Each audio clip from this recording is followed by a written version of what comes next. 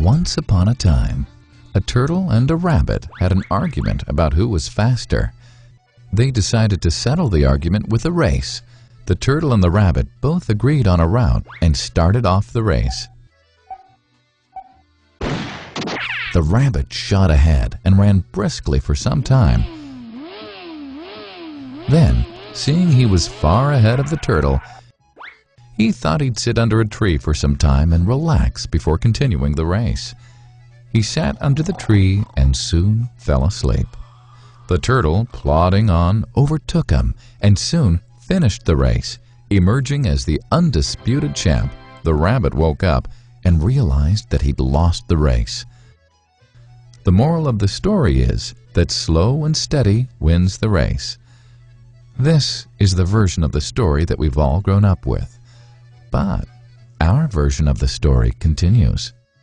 The rabbit was disappointed at losing the race, and he did some thinking. He realized that he'd lost the race only because he had been overconfident, careless, and lax.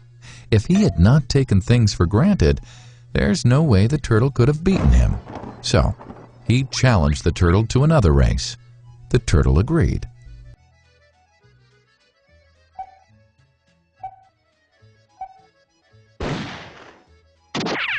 This time, the rabbit went all out and ran without stopping from start to finish. He won by several miles. The moral of the story? Fast and consistent will always beat the slow and steady. It's good to be slow and steady, but it's better to be fast and reliable. But the story doesn't end here. The turtle did some thinking this time and realized that there's no way he can beat the rabbit in a race the way it was currently formatted.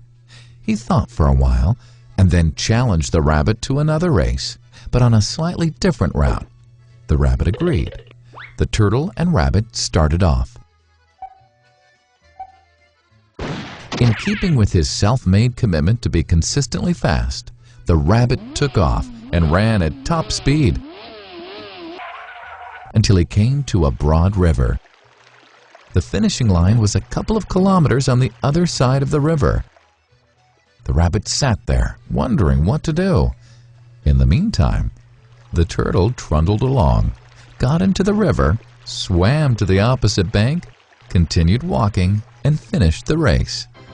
The moral of the story? First, identify your core competency, and then change the playing field to suit your core competency. The story still hasn't ended. The turtle and rabbit by this time had become pretty good friends, and they did some thinking together.